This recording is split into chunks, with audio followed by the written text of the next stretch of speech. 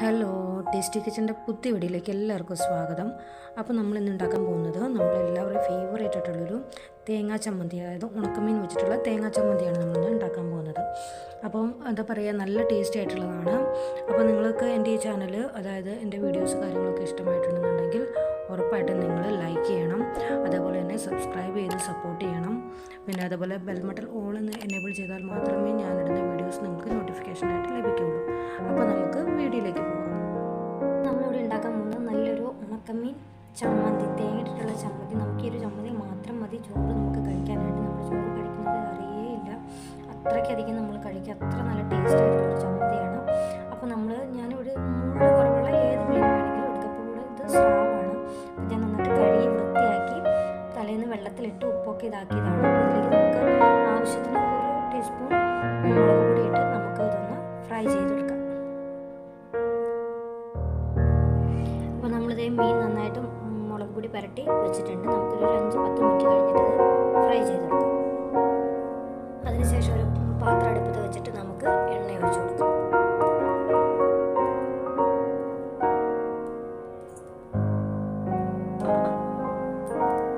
അപ്പോൾ എണ്ണ ചൂടായിട്ട് നമുക്ക് ഫസ്റ്റ് ഞാൻ അതിലേക്ക് മുളക് പൊടിയിൽ ഉപയോഗിക്കുന്ന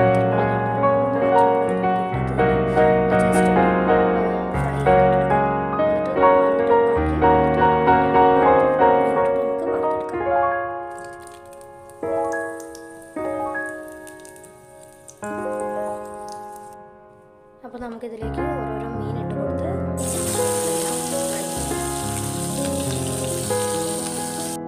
ഉണക്കമീൻ നമ്മൾ നന്നായിട്ട് വറുത്ത് ഫ്രൈ ആക്കി എടുത്ത് വെച്ചിട്ടുണ്ട്. നമുക്കിനി ഒരു മിക്സിയുടെ ജാറിലേക്ക് ഇതെല്ലാം കൂടി ഇട്ടിട്ട് നമ്മൾ തേങ്ങയും ഇതെല്ലാം കൂടി ഇട്ടിട്ട് നമുക്ക് അരച്ചെടുക്കാം.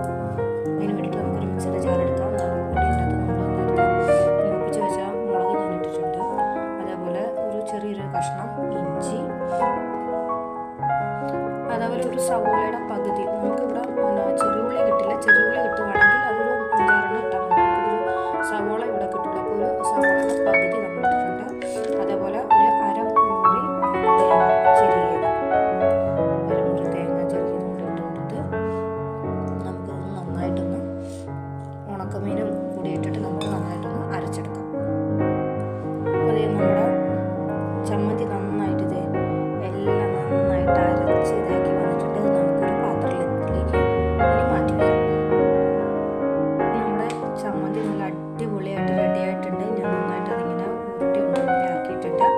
ഇത് നമുക്ക് ചോറിനോട് കഴിക്കാൻ വളരെ ടേസ്റ്റിയാണ്.